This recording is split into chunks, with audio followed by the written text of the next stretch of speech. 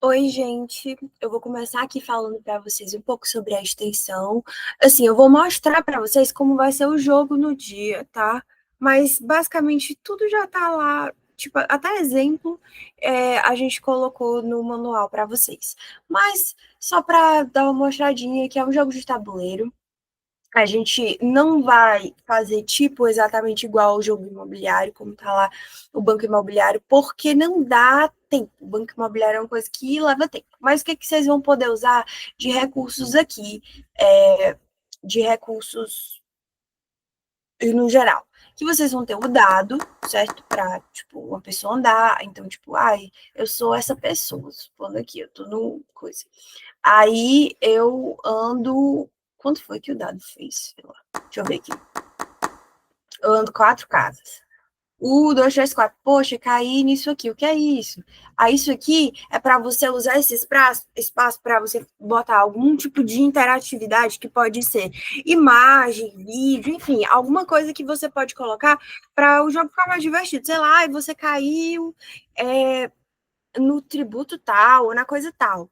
Isso significa o quê? Aí, sei lá, um vídeo, uma imagem.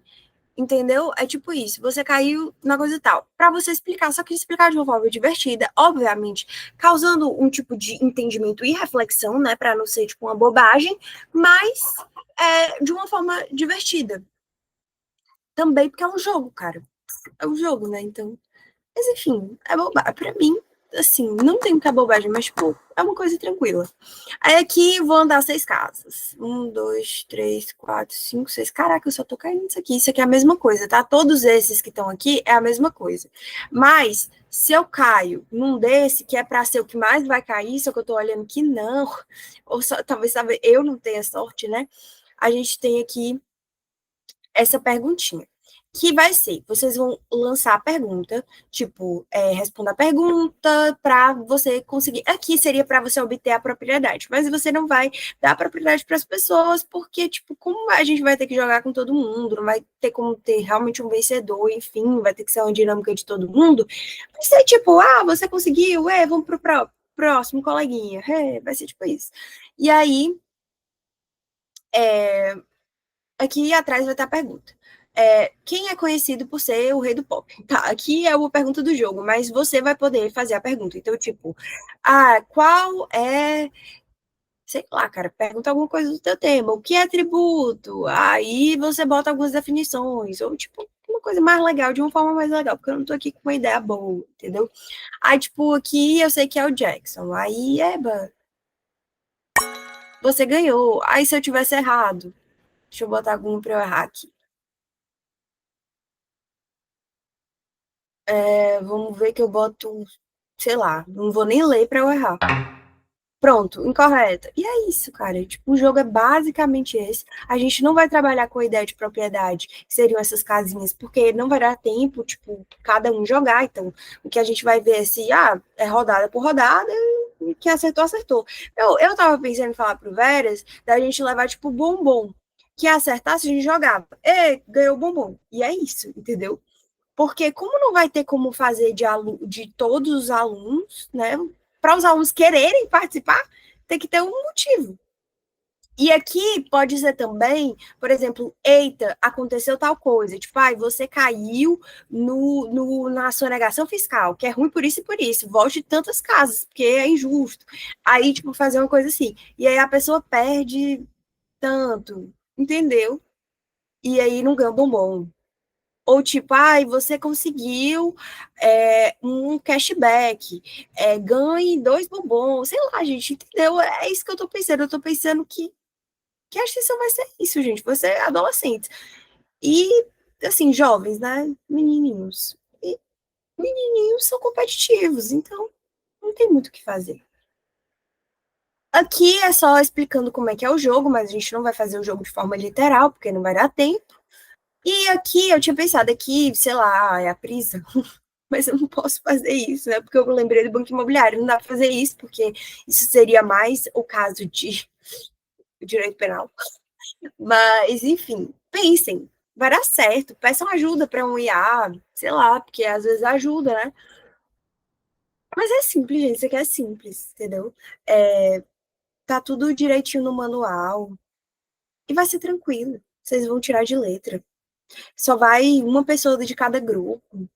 O resto vai ter que formular pergunta ou interação.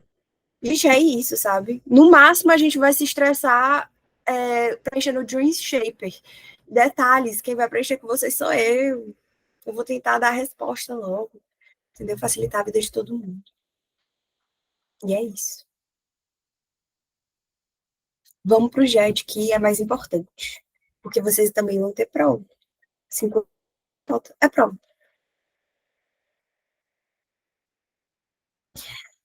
Mas vamos lá. Contribuições especiais, a nossa última espécie tributária. E vocês vão sentir falta de ver as espécies tributárias todinhas, as 5? Ah, eu adorava esse assunto. Mas, enfim, para a gente entender contribuição especial, a gente tem que entender alguns conceitos que eu sempre busco trazer, né, no início. Conceito de parafiscalidade. O que é parafiscalidade? O termo de função parafiscal, ele vai se referir a essa atividade que é de arrecadação e gestão de recursos financeiros, que ela já é feita, né, pelo Estado, mas ela vai ser realizada de forma diferente, porque ela vai ser realizada por entidades ou organismos que não estão diretamente ligadas ao governo. Então, essas entidades elas vão ter responsabilidade de alocar esses recursos em áreas específicas da sociedade, tipo seguridade social, intervenção, domínio econômico e categorias profissionais. Mas agora eu não entendi. Gente, exemplo concreto. A OAB, ela tem ligação com o governo? Nenhuma. Mas ela tem a competência de cobrar aquela contribuição que a gente paga, aquela anuidade da OAB, que tem função de tributação, aquilo ali. Aquilo ali vale como tributação, entendeu? É tipo isso. O Conselho Federal de Medicina, ou sei lá, vão para outro âmbito da Seguridade Social, INSS, aqui, INSS não posso nem dizer, né? Mas enfim, vocês entenderam. Tanto o empréstimo compulsório, que é o que a gente viu no JET passado, quanto as contribuições especiais, elas não vão permitir determinar se eles são vinculados ou não. Lembre que tributo vinculado é aquele tributo que vai ou não vai ter contraprestação do Estado. Então, não tem como, porque as contribuições especiais elas vão ser muitas, e elas vão ser, tipo assim, de formas diferentes, os fatos geradores, enfim, cada uma vai ser de uma forma. Então, não tem como eu dizer, contribuição especial é um tributo vinculado ou não vinculado, ou empréstimo compulsório, não tem como. Mas o que eu tenho como dizer é que a arrecadação é vinculada. Necessariamente ela vai ser vinculada. E aí, por essa razão, que eu já trago aqui para vocês, que o inciso 2 do artigo 4 do CTN, ele é considerado que não recepcionado pela Constituição, uma vez que a destinação legal da arrecadação é essencial para caracterizar esses tributos nessa teoria pentapartite. Por quê? Porque a teoria do CTN é a tripartite. E a teoria da Constituição atual é pentapartite, porque ela considera tanto as contribuições especiais quanto os empréstimos compulsórios como tributos. E, por essa razão, como ela considera isso, ela não vai recepcionar esse inciso do artigo 4º. Aí, para classificações, a gente tem as contribuições de intervenção nos domínios econômicos, que são as CIDs, que elas vão financiar essas ações governamentais em setores específicos, ou seja, CID combustíveis. É quando eles querem se meter em algum aspecto econômico. Tipo assim, até o que o Veras disse, é difícil dizer por que razão é cobrado. Porque é quando não tem para que botar, e bota esse aqui. É tipo isso. As contribuições para custeio de serviço de iluminação pública é perfeito, porque é uma coisa certa, exata. A iluminação pública é uma contribuição que você precisa pagar para custear aquele serviço, que é a iluminação pública. É tipo isso. Certinho, bonitinho, fechado, que é a COSIP. Aí, a gente tem a emenda constitucional, que ela fala que também pode ser utilizada, né, para financiar serviços de monitoramento para a segurança e preservação desses espaços públicos, né, enfim. Então, a COSIP ela vai abranger mais do que a iluminação pública. Agora, a gente tem as contribuições de categorias profissionais ou econômicas, que vão ser previstas no artigo 149 da Constituição Federal, que elas vão financiar essas entidades que vão representá-las. Então, aquela anuidade da OAB para financiar a OAB, a anuidade do Conselho Federal de Medicina para financiar ele. E eles têm funções, gente. Eles têm aquela função de dar aquela profissão a devida fiscalização, as devidas regulamentações, os devidos conselhos de ética, enfim, ao tempo que você dá para aquela pessoa o direito de exercer aquela profissão, você também pode tirar, e para você tirar, você tem que ser necessariamente um médico, se você for médico, tem que ser do Conselho Federal de Medicina, que tem que pensar sobre isso, tem que analisar o caso, que vai julgar isso, porque quem vai analisar a conduta ética de médico e caçar o o CFM de um médico, necessariamente, não sei nem se é CFM, aquele negócio para eles poderem exercer, né? Vai ser necessariamente o médico, ele que tem que ver como é que é aquela conduta e tudo. Não tem como uma pessoa do direito saber tudo isso, uma pessoa do governo saber tudo isso, entendeu? Da mesma forma, a OAB que vai ver, vai poder tirar, sim, o seu direito de exercer aquela profissão. Aí, a gente tem dessas contribuições especiais, listas de competência exclusiva da União, que são as contribuições sociais, INSS, PIS, PASEP, COFINS, tudo isso, de intervenção no domínio econômico, que é a CID, que aí a gente sempre vai lembrar do combustível, ou de interesse das categorias profissionais, que é o CREA, a OAB, o CRC, o CRM, enfim. E a gente tem de competência dos municípios e do DF a iluminação pública. E a iluminação pública eu trago aqui para vocês, que é o sistema de monitoramento para segurança e proteção de espaços públicos, que vem dentro da COSIP, tá? Com a emenda constitucional. Aí, as contribuições sociais para a Seguridade Social, para outras contribuições especiais e para contribuições sociais gerais, nesse sentido. Elas vão o que são elas? Elas vão se destinar a esse financiamento da Seguridade Social, que vai abranger previdência, saúde, assistência social. Elas estão previstas, né, no 149 da Constituição, e elas vão se subdividir em Seguridade Social, que vai ser estabelecido para financiar previdência, saúde, assistência social, uma coisa de INSS, essas coisas que tem até aqui, peraí. Eita, eu fui para trás. Tem aqui INSS, essas coisas assim, tá? Aí aqui, meu pai do céu, contribuição social geral, que é destinada a outras áreas, é o residual, tá? É o pobre do Estado aqui. Não, aqui é besteira, é coisa de... Enfim, piada besta. Aí tem, além da seguridade, educação, cultura. Desculpa, eu tô muito cansada, me desculpem mesmo. Aí a gente tem contribuição para o regime de previdência social, que ela é bem específica, porque ela abrange, né, essa possibilidade que tem os estados, o DF e os municípios de estabelecer contribuições para financiar o regime próprio de previdência dos servidores públicos daquela região. Então, tipo assim, eu sou servidor público do meu município, tipo, esse servidor público municipal, estadual, enfim, tem essa possibilidade da previdência ser cobrada, enfim, vista só por aquela entidade de forma especializada, entendeu? É um regime próprio de previdência social, não é aquele geralzão que todo mundo paga para o INSS, entendeu? Seria um próprio. Você é servidor do meu, então vamos ver aqui, entendeu? E aqui é o outro assunto. Gente, é porque a contribuição. Isso aqui é tão besta, assim, eu acho. Mal cai na colegiada, é uma coisa tão. Então eu fui super rápida nisso aqui mesmo, porque não tem muito o que falar sobre. Se vocês tiverem alguma dúvida, por favor, me perguntem, tá? Mas é porque é tão. Entendeu? É tão óbvio, é tão palpável, é tão exato. A gente tem aqui as limitações constitucionais ao poder de tributar, que o Veras deu muito pouco, ele só iniciou, mas ele começou com o princípio da vedação ao confisco, e isso significa que, ou, enfim, o que assegura? Esse princípio, ele assegura que o Estado ele não pode utilizar esse poder que ele tem de arrecadar tributo para confiscar esse valor, enfim, esse direito. É como se ele estivesse abusando de um poder.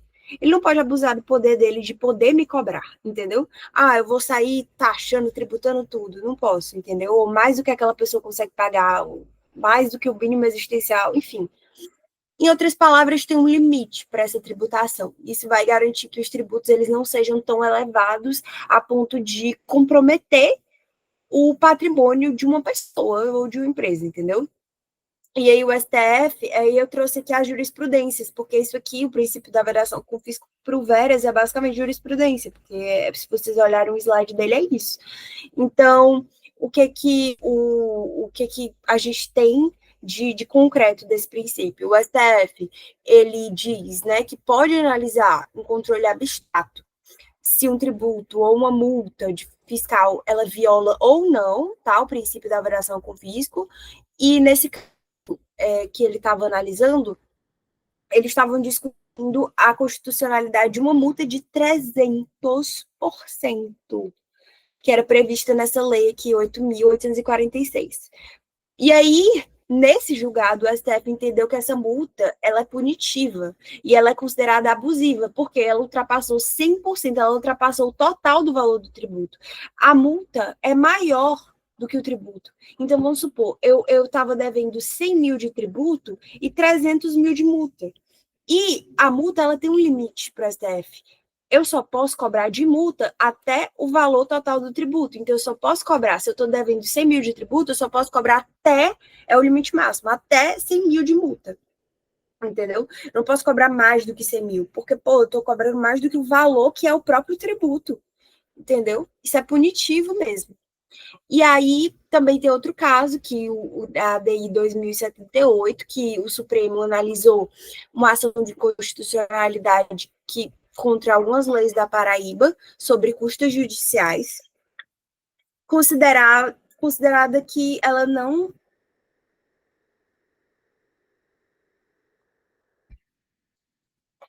Porque assim, o que foi alegado? Foi alegado que aqueles valores cobrados de custo judicial estavam afastando o acesso à justiça das pessoas.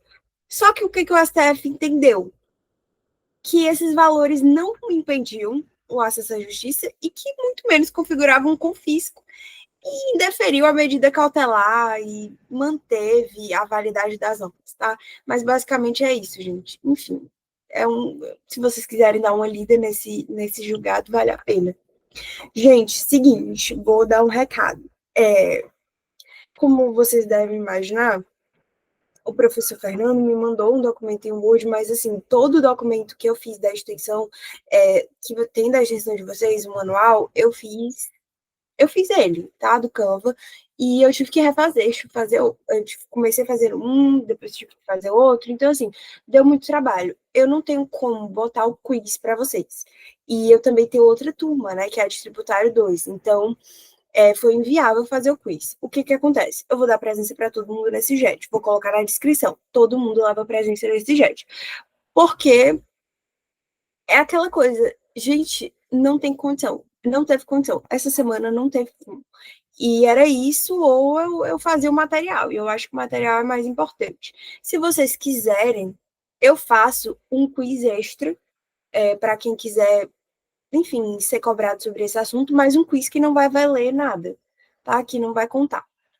E é isso. Vocês que sabem, me falem no grupo mesmo. Eu vou avisar isso aqui no grupo, mas também estou avisando aqui. E é isso, gente. Qualquer dúvida, falem comigo. Por enquanto não foi dado nada muito elaborado, nada muito difícil, então não tem muito o que falar aqui. Ao contrário de Tributário 2, que o GED durou quase uma hora, porque era muito assunto. Então, a gente começa em Tributário muito leve. Em Tributário 1 é leve, mas Tributário 2, meus amores, é mais punk. É isso, gente. Beijinhos. E bom final de semana.